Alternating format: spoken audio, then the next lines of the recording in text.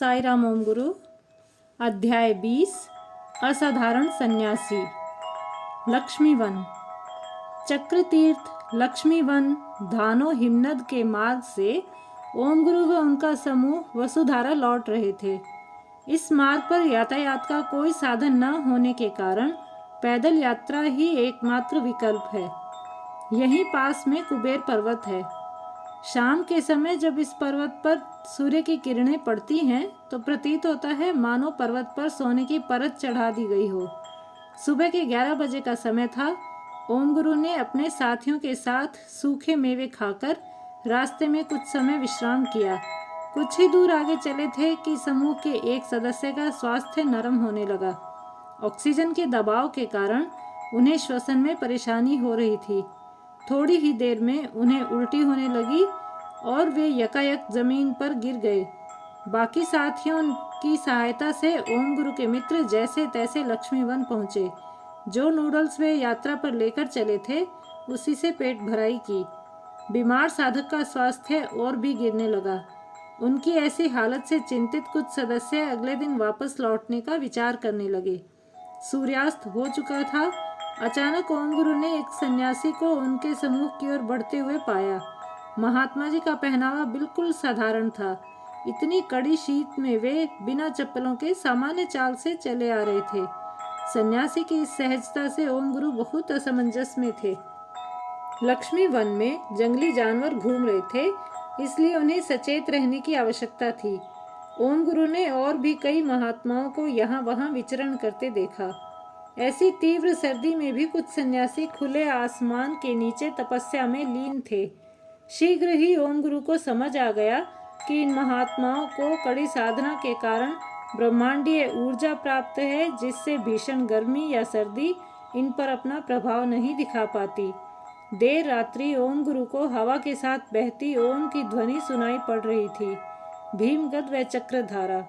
भोर सवेरे 6 बजे सबने लक्ष्मी वन से प्रस्थान किया। वे 4 किलोमीटर दूर अलकापुरी पहुंचे। अलकापुरी अलकनंदा नदी का उद्गम स्थल है। आज भी यहाँ पर अदृश्य महलों से इमारतें होने का विश्वास है। वहाँ से धीरे धीरे सावधानी से चलते हुए वे भीमगत पहुँचे, जहाँ पर पांडुपुत्र भीमसेन ने अपनी गदा को जमीन पर रखा था। उसके बाद और थोड़ा रास्ता तय करके ओम गुरु अपने समूह के साथ चक्रधारा मैदान पहुँचे। इस मैदान में ध्यान से देखने पर एक बड़ा चक्र ऊपर की ओर जाता हुआ प्रतीत होता है। जैसे जैसे यह ऊपर की ओर जाता है छोटा होता जाता है और अंततः अदृश्य हो जाता है। इस दृश्य को बार बार देखने पर सिर चकराने लगता है। ओम गुरु के मित्र के स्वास्थ्य में सुधार के कोई लक्षण दिखाई नहीं दे रहे थे, बल्कि स्थिति और भी गंभीर होती जा रही थी। समूह के सभी लोग इस कारण चिंतित थे। असाधारण सन्यासी का पुनरागमन। चक्रधारा से निकलने के बाद ओम गुरु को कुछ दूरी पर एक गुफा दिखाई दी। यह उन्हीं सन्यासी की थी जिन्हें ओम गुरु ने लक्ष्मी वन में अपनी ओर बढ़ते हुए पाया था। महात्मा जी ने सभी साधकों को स्वादिष्ट व गर्मागर्म चाय परोसकर जोशीला स्वागत किया। फिर एक बार घोर आश्चर्य। गंभीर रूप से बीमार ओम गुरु के मित्र चाय की चुस्कियों के साथ बिल्कुल तंदुरुस्त हो गए। सन्यासी महाराज बीमार साधक से बोले, चिंता मत करो, तुम्हारे पूर्व कर्म साफ हो गए हैं, अब आगे कोई समस्या न होगी। एक और आश्चर्यचकित करने वाला विषय यह था कि खड़े बाबा की तरह इन स्वामी जी के पास भी न तो चाय बनाने का कोई सामान था और न ही परोसने का। आग कब जलाई गई, चाय कैसे बनी, बर्तन कहाँ से आए आदि प्रश्नों के चक्रव्यूह में ओम गुरु अधिक समय तक फंसकर नहीं रहे। उन्हें समझ आ चुका था कि ये कोई साधारण सन्यासी नहीं है, अपितु महान आत्मा है। सन्यासी ने सभी साधकों को उसी गुफा में रुकने का निर्देश दिया, जबकि स्वयं दूसरी गुफा में रहे। अगले दिन महात्मा जी ने सबको आशीर्वाद देकर पुनः भेंट करने का आश्वासन दिया और विदा कर दिया। ओम गुरु महात्मा जी का परिचय जानने को अति उत्सुक थे, जिसे उन्होंने बात बदलकर टाल दिया। समूह के बाकी सदस्यों में भी उनके परिचय को लेकर बड़ी जिज्ञासा दिखाई दे रही थी। अपनी जिज्ञासा शांत करने के लिए उन्होंने एक अन्य गुफा के महात्मा जी से जानने का प्रयत्न किया। महात्मा जी के उत्तर से चारों ओर कौतूहल का वातावरण हो गया कि ऐसे कोई सन्यासी वहां आए ही नहीं। अब उनके पास इस कौतूहल को अपने साथ लेकर यात्रा पर चलते रहने के अलावा और कोई चारा नहीं था। आगे की खड़ी चढ़ाई, रास्ता बर्फीला व ऑक्सीजन का स्तर और भी कम था। पूर्ण सावधानी व धैर्य से चलने की आवश्यकता थी। एक छोटी सी लापरवाही जीवन को मृत्यु में परिवर्तित करने के लिए पर्याप्त थी। ओम गुरु अपने साथियों के साथ जैसे तैसे ऊपर की ओर कदम बढ़ा रहे थे। वे अभी कुछ ही दूर चले होंगे कि पुनः उनकी भेंट उन्हीं असाधारण सन्यासी से हुई।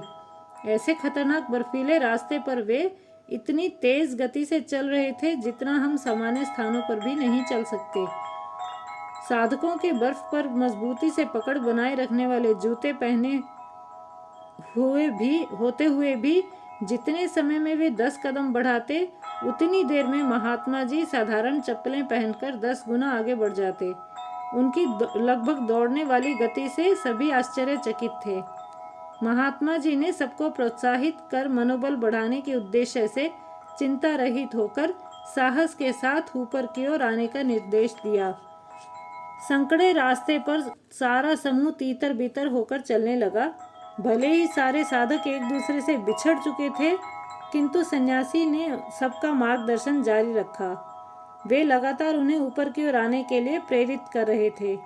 अब तक किसी को सन्यासी का परिचय नहीं मिल पाया था, परंतु इस समय सबकी एकाग्रता सतर्कता पूर्वक चढ़ाई पूरी करने में थी। एक अद्भुत घटना। लक्ष्मीवंशी चक्रधारा के बर्फीले रास्ते पर 2 कुत्ते उनके साथ हो लिए। आश्चर्य की बात है कि जब वहां कोई प्राणी पाया ही नहीं जाता तो श्वान कहां से प्रकट हुए। दोनों श्वान चक्रधारा तक साथ आकर सबको रहस्यमय अनुभूति के साथ छोड़कर अदृश्य हो गए। चंद्रकुंड, सूर्यकुंड और 2 किलोमीटर चलने पर चंद्रकुंड व सूर्यकुंड नाम के 2 कुंड हैं। चंद्रमा तथा सूर्य उन कुंडों के अधिपति हैं। ऐसा विश्वास है कि चंद्रमा व सूर्य ने इस स्थान पर 87,000 वर्षों तक तपस्या की थी। इन कुंडों की विशेषता है कि प्रत्येक अमावस्या के दिन ये पूर्णतः सूख जाते हैं, जबकि पूर्णिमा के दिन जल से परिपूर्ण हो जाते हैं। सदियों से घटित हो रही यह क्रिया आज भी वैसे ही चल रही है। चंद्रकुंड व सूर्यकुंड में स्नान करने वाला व्यक्ति निस्संदेह सौभाग्यशाली है, जिसे एक ही समय पर चंद्रमा व सूर्य दोनों से आशीर्वाद प्राप्त होता है। उस व्यक्ति में नव ऊर्जा का संचार होना निश्चित है। जय साई राम, जय ओम गुरु।